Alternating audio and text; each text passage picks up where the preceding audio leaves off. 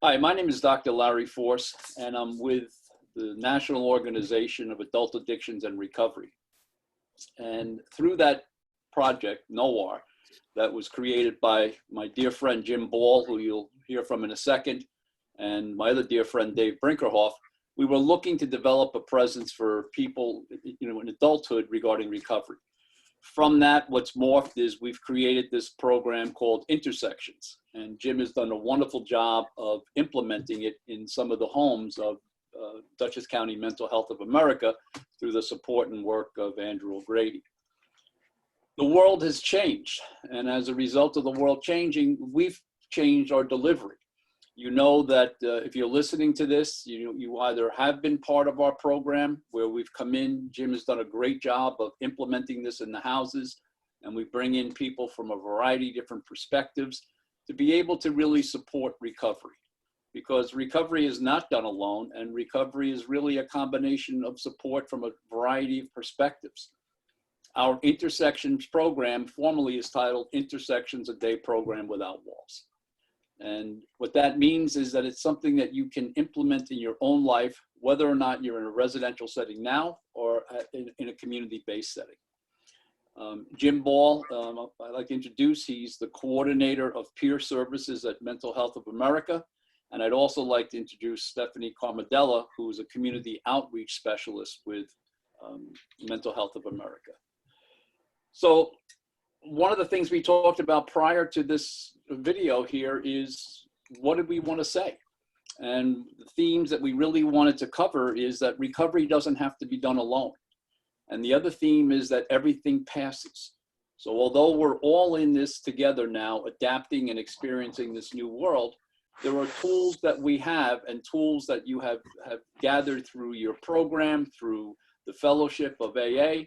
And Jim, I'd like to open it up to you to begin with, but maybe we could talk about the different modules that we're going to bring, because this is not the first time you're going to hear from us. We're going to be present for you, and sending out video clips all the way through probably the next 3 months. So Jim? Yeah, thanks, Larry. Jim Ball. I'm not sure if this is going out in speaker view or as a gallery view, but I'm Jim Ball. I'm the coordinator of peer services at Mental Health America. I'm also a person in long-term recovery. What that means for me is for the last 26 years, I've been free of substance and working on my mental health issues day at a time, focused on recovery, sustained recovery. I have a wonderful family. I do work I enjoy, and I have some success with my family and community relationships. And by virtue of the lived experience that I have, I'm able to work on both sides of the behavioral health issues, whether it's substance or mental health. And it's been, a lot of my work has been informed by Dr. Force's and our creation of the Intersections program. It's based in what we call it the dimensional solution-based treatment. That's talking about, living in the here and now. We meet our clients where they're at, and we go forward. It's not, we're talking about, when we talk about recovery, we're talking about self-care. And that kind of leads us into the whole Intersections program, which we have a term we use called holistic triage, which, we believe in person-centered care, and every individual is unique, but we do focus on nutrition, movement, mindfulness, meditation. We do visions and goals work, and as Larry was saying, we have these different categories that we focus on. It will come down, we have life coaches, we have vocational coaches, education coaches. So we have we have a full roster of facilitators that come in and help us with these interventions and working on these self-care areas. I'll just say that over the last year at MHA, we've been able to pilot the program, excuse me, as an 8-week intervention in 3 separate community residences. We go in, we do an 8 to 10 module period at each house, and we rotate through the houses. So we'll do 8 weeks in our Florence Manor house, 8 weeks in Bolger House, 8 weeks in Dowling House, and then we'll circle back and start over. We've been able to collect some good data, and we have a survey process that we're constantly improving. And really, what Intersections is focused on at this time is improving outcomes of helping. Hang on just one second, my computer's going low.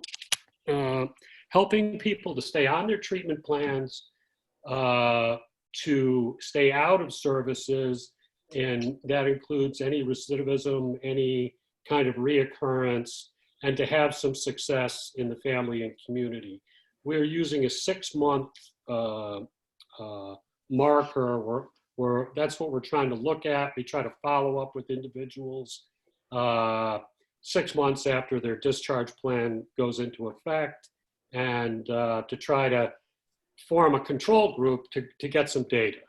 And so that's kind of a very quick overview of what we've been doing the last year and how we've been implementing Intersections to this point.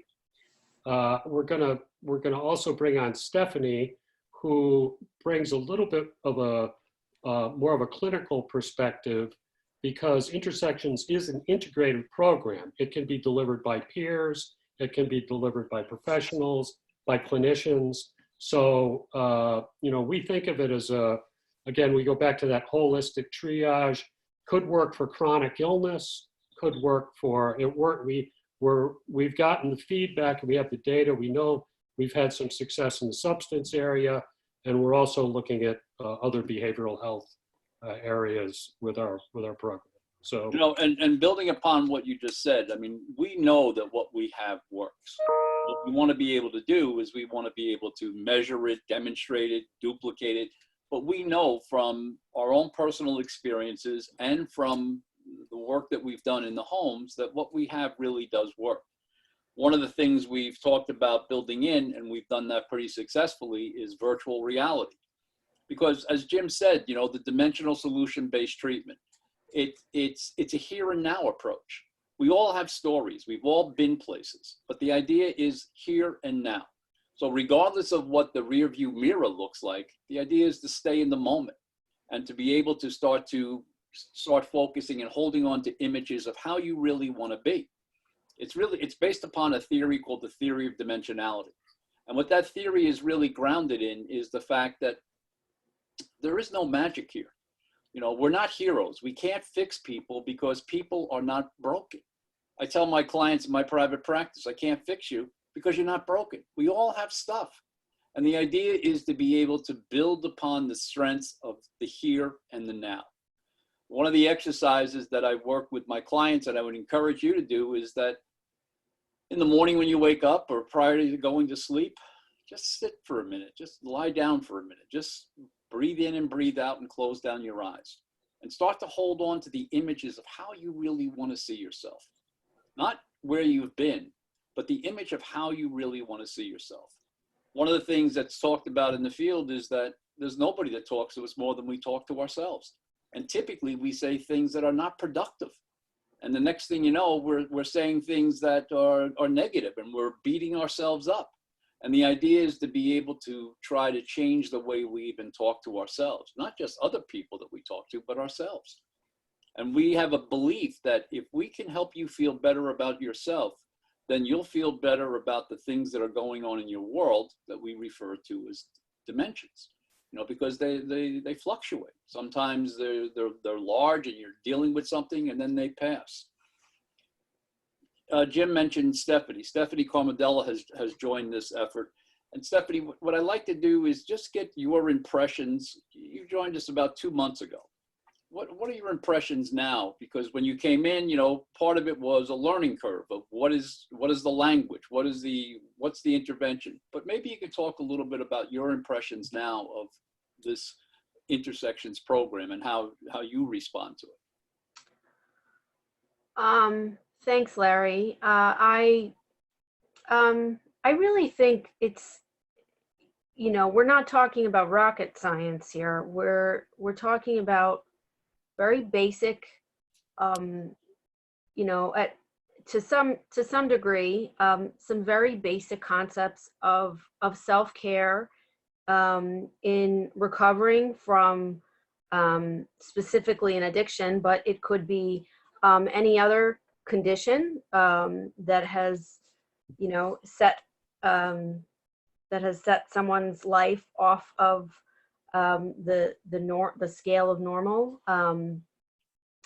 and those self-care concepts are, like getting yourself back to physical health,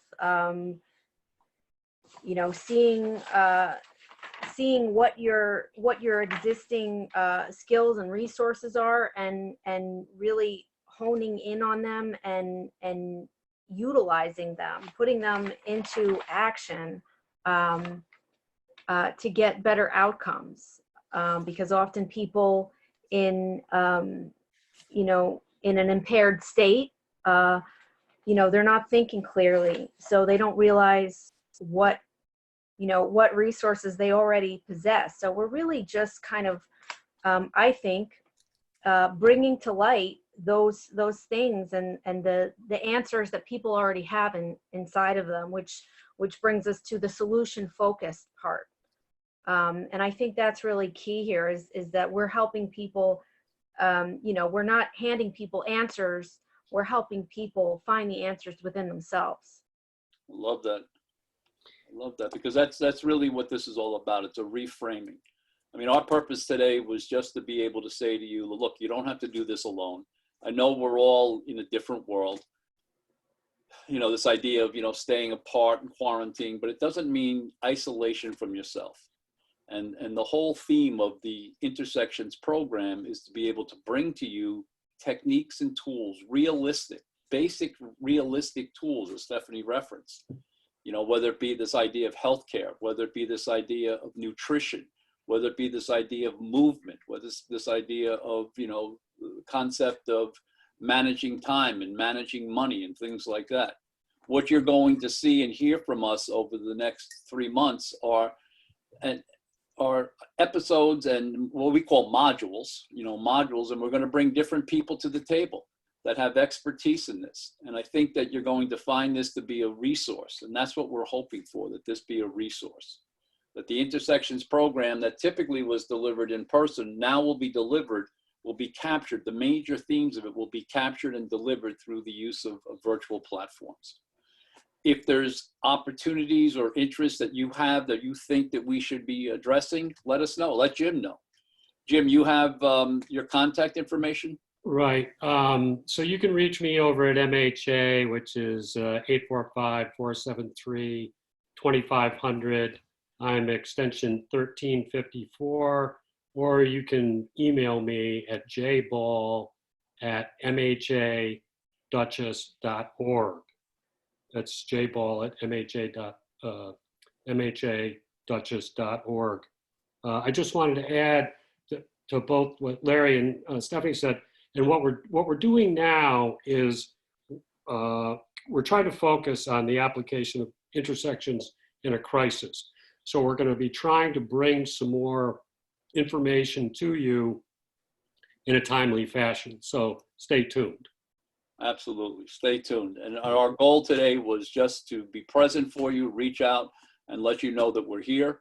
And we're coming back, with more information, more tools and techniques. But this idea of stay tuned and the idea of holding on to the image of how you really see yourself in the future is so, so powerful. So Jim, thank you so much. And Stephanie, thank you so much. Thank you, Larry. Thanks, Larry.